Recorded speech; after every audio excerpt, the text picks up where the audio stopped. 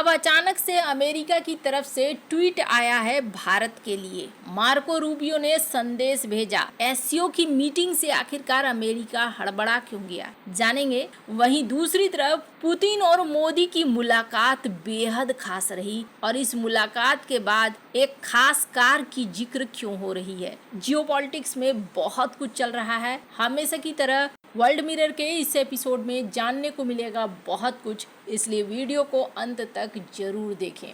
एकदम से ना पूरा खेल बदल गया और आपको बता दूं, आज ना इंतजार कर रहा था अमेरिका और वेट एंड वॉच वाली मुद्रा में था कि देखते हैं शी जिनपिंग पीएम मोदी को किस तरीके से रिस्पॉन्स देते हैं।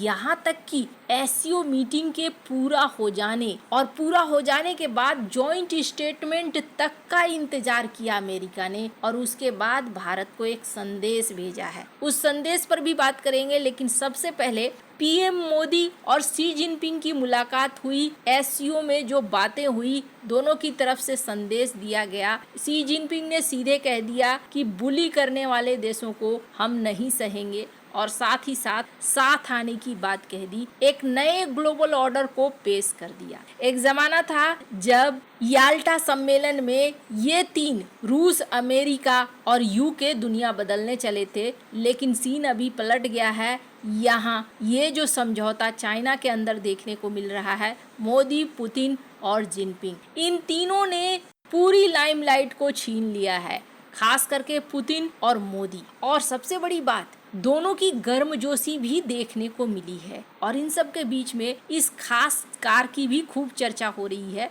इस कार में पीएम मोदी को देखा गया। दरअसल राष्ट्रपति पुतिन के साथ जब मुलाकात होनी थी तो राष्ट्रपति पुतिन की ही कार में पीएम मोदी चल पड़े और सबसे बड़ी बात यह है कि खुद उनकी मीडिया, जो रूसी मीडिया है, उनको भी नहीं पता था। वो आश्चर्य में थे कि दोनों एक ही कार में जा रहे हैं। जो रूसी राष्ट्रपति की कार है उस पर बैठकर ये रवाना हो रहे हैं। ये बात बेहद खास है। पहली बात आप जान लीजिए, बहुत रेयर होता है कि इस तरीके का सीन देखने को मिले कि पुतिन के साथ कोई बैठा हो और पुतिन का बेहद करीबी ही होता है और यही चीज यहाँ भी देखने को मिला। पुतिन के साथ ही पीएम मोदी तियानजिन के 5 स्टार रिट्ज कार्ल्टन में गए। इसी होटल में दोनों नेताओं की बैठक हुई। चीन ने मोदी को लग्जरी कार मुहैया कराई है, लेकिन वो पुतिन की औरस कार में बैठे। राष्ट्रपति व्लादिमीर पुतिन ये खास कार इस्तेमाल करते हैं, अपना प्रेसिडेंशियल कार वो लेकर आए थे और अपनी इसी से वो चीन में सफर कर रहे हैं। उनकी कार को चीनी डिप्लोमेटिक नंबर प्लेट दिया गया है। पुतिन की कार पर चीनी राजनयिक लाइसेंस प्लेट है। इस कार पर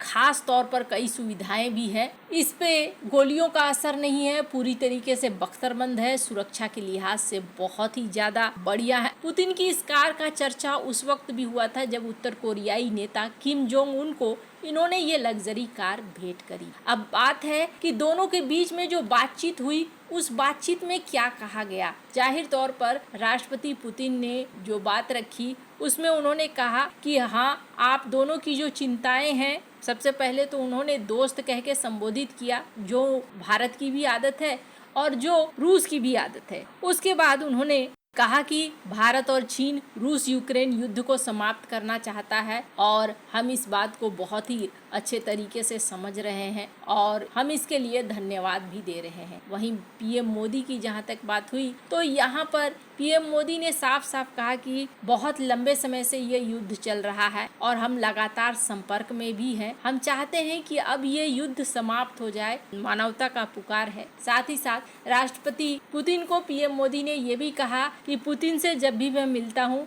ये एक यादगार बैठक होती है। दोनों पक्षों के बीच नियमित रूप से कई हाई लेवल की बैठकें भी हुई है और 140 करोड़ भारतीय इस साल दिसंबर में होने वाले हमारे 23वें शिखर सम्मेलन के लिए आपका बेसब्री से इंतजार कर रहे हैं। ये बात भी इन्होंने कहा और काफी एकता देखने को मिली और ये बेहद जरूरी भी था। स्क्रीन पर पीएम मोदी के इस वीडियो को आप सुन सकते हैं। एक्सेलेंसी, ये हमारे special and privilege strategic partnership की गहराई और व्यापकता का परिचायक है।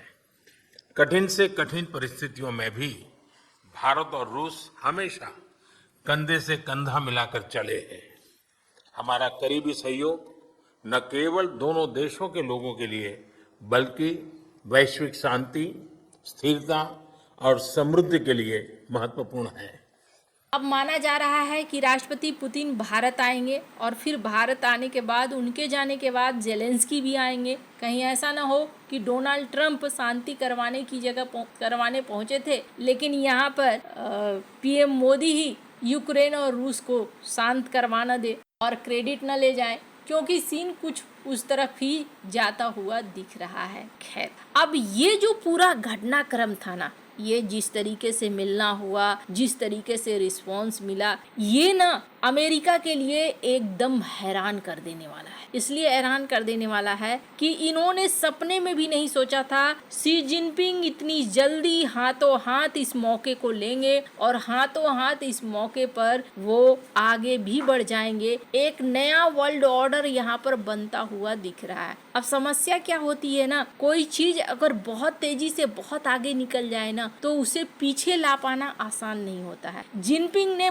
बहुत बढ़िया यहाँ पर एक्ट किया है। इसे मैं एक्ट ही कहूंगी, क्योंकि अमेरिका ने तो भारत को हाशिए पे धकेल दिया था और जिनपिंग ने एक्ट करते हुए एक ग्लोबल ऑर्डर को बनाना शुरू कर दिया है और अब अमेरिका के पैरों तले जमीन खिंची हुई है। अब जाकर देखने को मिला है कि अमेरिका की तरफ से हड़बड़ाहट निकलकर सामने आई और अमेरिका ने फिर एक रिस्पॉन्स भी भेजा है। मार्को रूबियो ने एक खास तौर पर संदेशा भेजा है। मार्को रूबियो ने क्या संदेशा भेजा है, स्क्रीन पर आप देख सकते हैं। ट्वीट जिसमें मार्को रूबियो की तस्वीर है और तस्वीर के साथ संदेशा है। पहली बात तो ये कि ये जो ट्वीट है, इस ट्वीट से एक चीज दिख रहा है कि अमेरिका अब प्रेशर पर आ गया है। इससे पहले नवारो ने उल्टी पुल्टी बातें बोलकर रिश्तों को खराब किया है, उसको इतनी आसानी से भरपाई तो नहीं किया जा सकता है। लेकिन अमेरिकी विदेश सचिव मार्को रूबियो ने बयान जारी करते हुए कहा कि अमेरिका और भारत के बीच रणनीतिक साझेदारी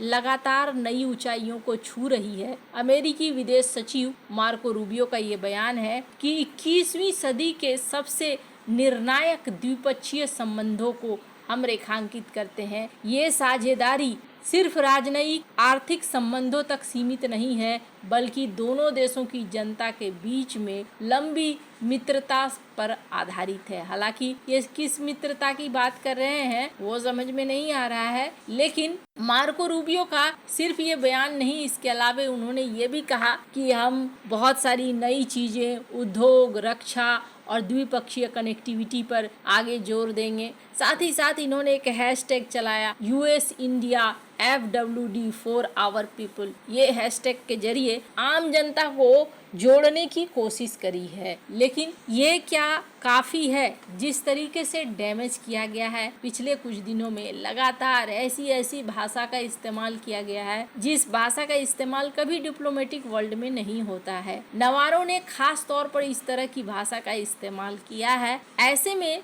अब आगे भारत का रिएक्शन क्या होता है और कैसे ये संबंध सुधरेंगे वो देखने वाली बात होगी। फिलहाल के लिए अमेरिका को कुछ चीजें समझ में आनी शुरू हो गई है। अब आने वाले दिनों में देखना होगा कि किस तरीके से बदलाव आता है। बहुत सारी चीजें जल्दी ही होने वाली है और जल्दी ही बदलाव दिखने वाले हैं। आपको क्या लगता है इन सब मामले में? आपकी क्या राय है? कमेंट कर जरूर बताएं। जल्द मिलते हैं अगले वीडियो में नई खबर के साथ।